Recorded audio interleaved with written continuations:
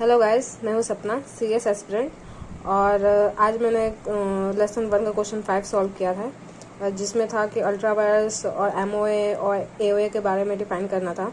तो पहला है अल्ट्रा वायरस, जिसका मतलब होता है कि कंपनी जो है अगर अपने पावर के अगेंस्ट काम करती है तो वो अल्ट्रा वायरस होता है। कंपनी एक सेपरेट लीगल एंटिटी होती है और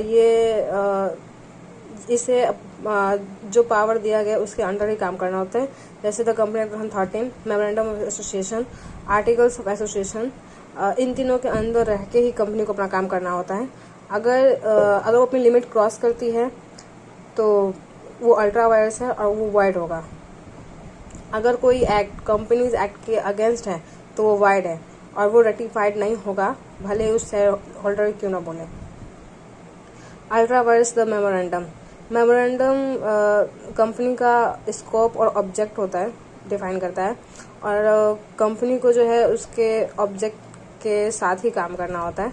अगर वो ऐसा काम नहीं करता तो वो वॉइड होगा और can not be ratified even by unanimous consent of share holder. ये कोर प्रिंसिपल होता है अल्ट्रा वायरस डॉक्ट्राइन का। Ultra vires the articles, if an act is beyond the articles but within the memorandum, कोई भी act जो article के against होता है लेकिन मेमोरेंडम के अंदर होता है, it can be ratified by altering the articles since articles are subordinate to the memorandum. Conclusion: thus, any act done beyond the scope of the Companies Act, MOA or AOA is ultra virus and void. However, acts ultra virus the articles, but intra virus the memorandum may be ratified. इसे short तरीके में याद कर सकते हैं कि act के against होगा तो void होगा, MOA के अगेंस्ट होगा तो void प्लस नॉट रेटिफिएबल, और अगर AOA के अगेंस्ट है तो रेटिफिएबल। फिर मैंने कुछ टॉपिक लिखे थे, example of ultra vires acts beyond MOA, AOA powers, or implied powers, power which are not implied, effect of ultra virus transaction और exception। बस नेक्स्ट वीडियो के लिए बने रहे। Thank you.